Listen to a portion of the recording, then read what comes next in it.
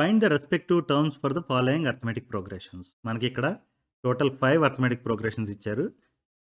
కొన్ని వాల్యూస్ ఇచ్చారు. కొన్ని అన్నోన్స్ ఉన్నాయి. వాటి వాల్యూస్ కనుక్కోవాలి. రైట్? ఫస్ట్ ప్రాబ్లమ్ చూద్దాం. A1 ఈక్వల్ టు 2 అని ఇచ్చారు. A3 ఈక్వల్ టు 26 అని ఇచ్చారు.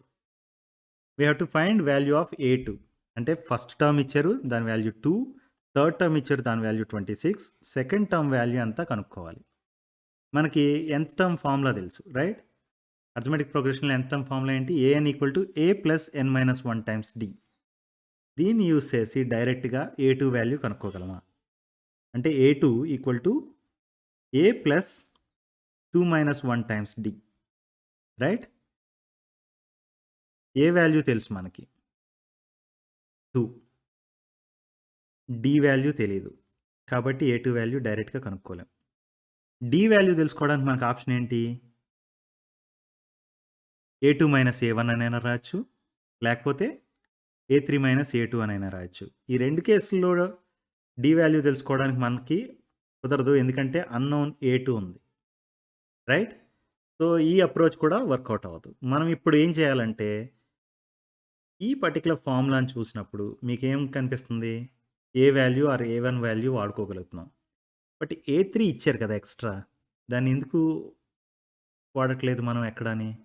దాన్ని ఇప్పుడు వాడదాం. A3 అనే దాన్ని ఈ పర్టిక్యులర్ ఫార్ములా ప్రకారం ఎలా రాయొచ్చు? A3 equal to a plus 3 minus 1 times d అని రాయొచ్చు. రైట్? అంటే A3 equal to a plus 2d. Right? A value ఎంత? 2 అండ్ A3 వాల్యూ ఎంత? 26. సబ్స్టిట్యూట్ చేస్తే ఏమైంది? 26 equal to 2 plus 2d. Right?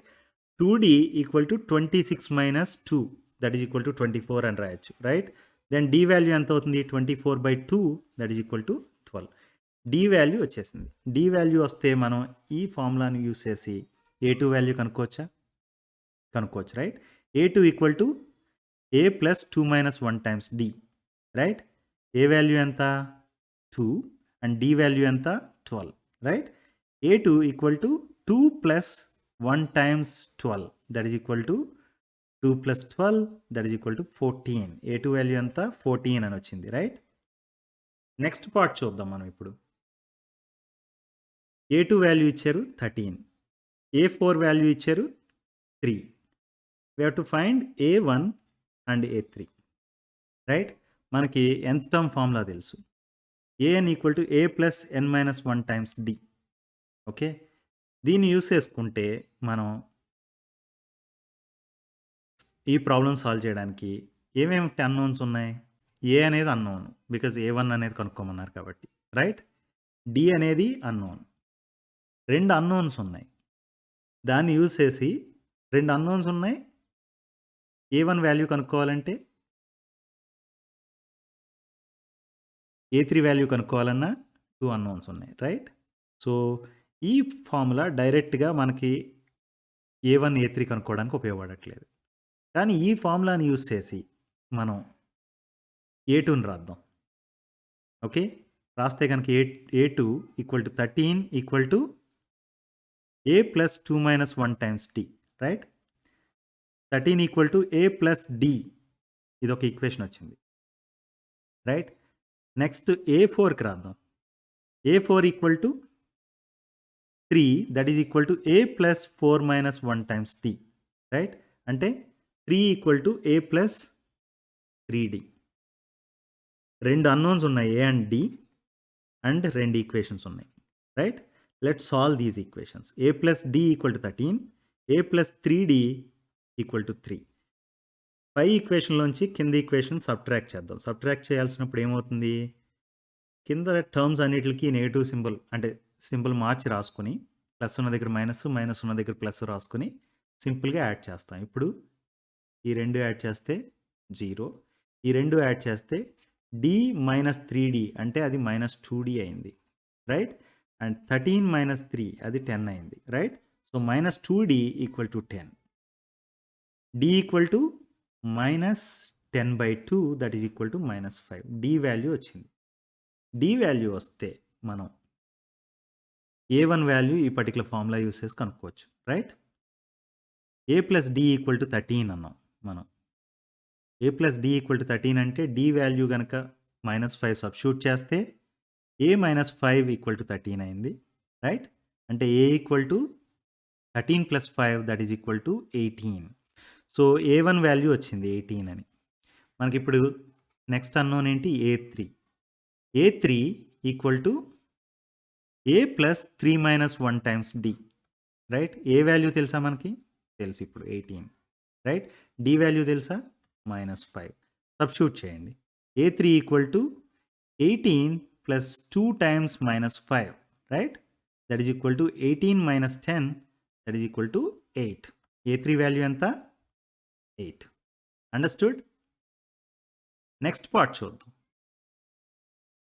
a1 equal to -5, sorry a1 equal to 5 అన్నారు. a1 equal to a equal to 5, that is the first term. Fourth term ఇచ్చారు a4 equal to 9.5, అంటే అది 19/2 అవుతుంది. 9 times 2 plus 1 divided by 2, 18 plus 1 divided by 2, అది 19/2, right? So a4 equal to 19/2. We are asked to find value of a2 and a3, right? nth term formula తెలుసు, అది an equal to a plus n minus 1 times d, right? ఇందులో మనకి a value తెలుసు, డైరెక్ట్గా ఇచ్చారు. d value తెలియదు. d value తెలిస్తే గనక ఏ టర్మ్ వాల్యూ అయినా కనుక్కోవచ్చు అప్పుడు, రైట్? మనకి first a2 కనుక్కోమన్నారు. a2 equal to what? a plus d. A value తెలుసు కానీ d వాల్యూ తెలియదు కాబట్టి a2 డైరెక్ట్గా కనుక్కోలేము. అందు గురించి మనం ఏం చేస్తున్నాం అంటే a4 ఇచ్చారు కదా, ఎక్స్ట్రా ఉంది మన దగ్గర, ఏ కాకుండా a4 వాల్యూ ఉంది కదా, a4ని వాడదాం. a4 equal to 19/2. 19/2 equal to a, that is 5 plus 4 minus 1 times d, right? That is 5 plus 3d equal to 19/2. 3d equal to 19/2 minus 5. 19/2 minus 5ని ఎలా రాయొచ్చు? 9/2 అని రాయొచ్చు. 3d ఈక్వల్ టు 9/2, అంటే d ఈక్వల్ టు 9/2 టైమ్స్ 3. ఈ 3 ఇలా cancel చేస్తే కనుక మనకి 3/2 మిగిలింది, right? d equal to 3/2. d value వచ్చేసింది కదా, d వాల్యూ వచ్చేసింది, a వాల్యూ తెలుసు. సో ఏ టర్మ్ వాల్యూ అయినా ఇప్పుడు కనుక్కోవడం స్ట్రైట్ ఫార్వర్డ్ మనకి. So a2 equal to a plus d, right? A value ఎంత? 5 and d value 3/2. So 5 plus 3/2, right? That is 13/2. 5/1 plus 3/2. 5 into 2 plus 3, that is 10 plus 3 13 divided by 2. అర్థమైందా? a2 is 13/2. నా next value ఏం కనుక్కోవాలి మనం? a3 కనుక్కోవాలి. a3 equal to a plus 2d. a plus 2d అంటే 5 plus 2 times 3/2. 5 plus 2 times 3/2, ఈ 2 cancel చేస్తే ఇది 5 plus 3 that is equal to 8. a2 equal to 13/2, a3 equal to 8, right? Next one చూద్దాం. ఏమి ఇచ్చారు మనకి? a1 equal to first term equal to -4 and a6 equal to 6, and we are asked to find a2, a3, a4, a5. nth term formula చూస్తే కనుక మనకి ఏ value already తెలుసు, d value తెలిస్తే ఏ term value అయినా కనుక్కోవచ్చు, రైట్? d వాల్యూ కనుక్కోవడానికి మనం ఏం చేస్తామంటే a6 ఇచ్చారు కదా, దాన్ని వాడదాం.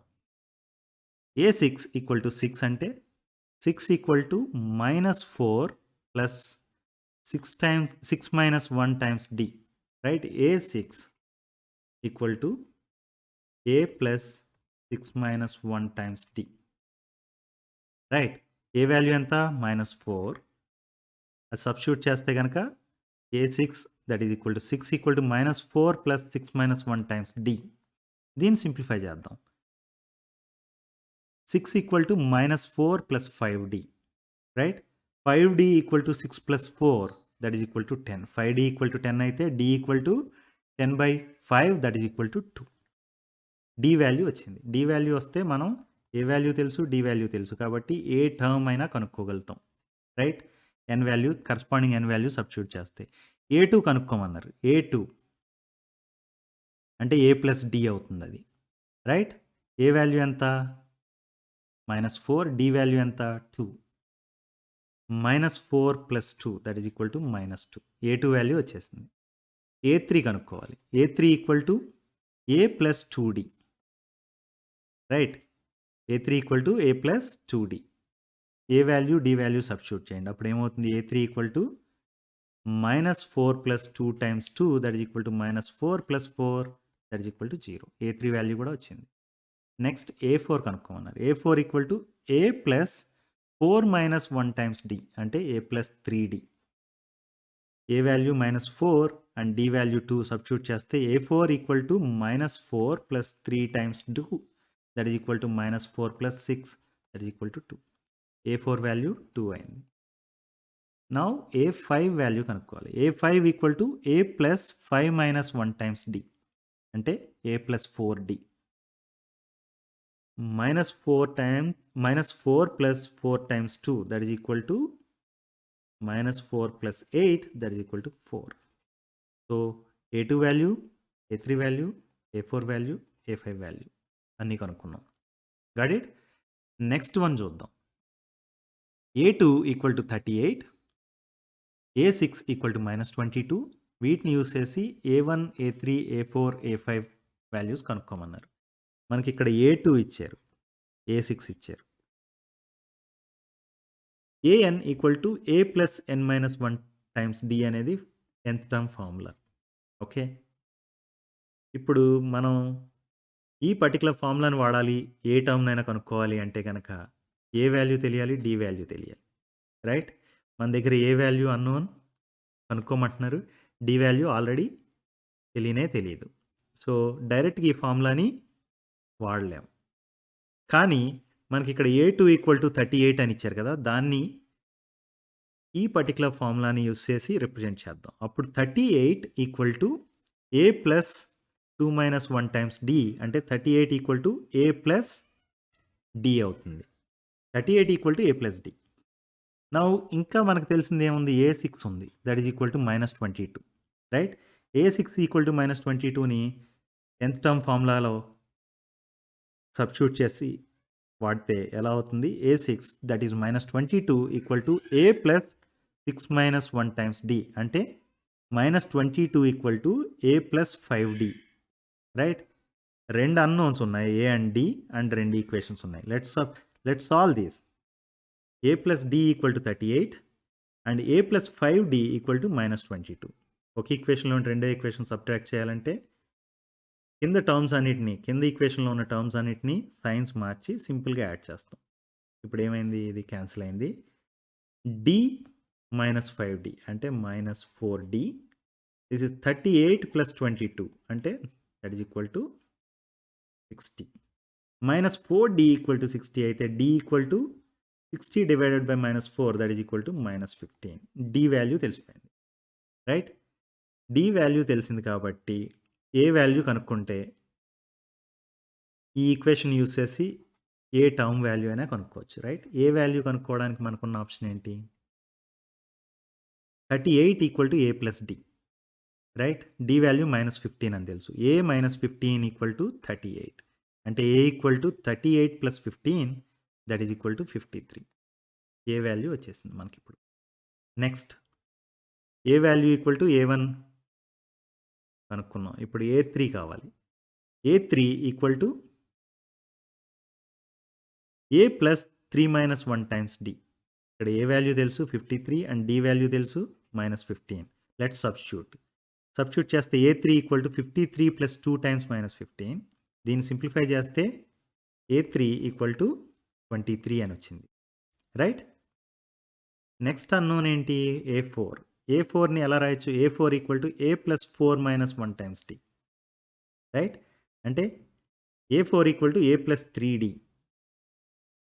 A value 53 and D value -15 substitute చేస్తే A4 equal to 53 + 3 × -15 that is equal to 53 - 45 that is equal to 8. A4 equal to 8 అని తెలిసింది. నెక్స్ట్ అన్నోన్ ఏంటి? A5. A5 equal to A plus 5 minus 1 times D, right? A5 equal to A plus 5 minus 1 times D ante A plus 4D, right? A value 53 and D value minus 5 substitute చేస్తే ఇది ఏమైంది 53 plus 4 times minus 15. So 53 minus 60, that is equal to minus 7. So A5 value anta minus 7. Got it? A1 A equal to 53 and A3 is 23, right? A4 is 8 and A5 is minus 7. Understood?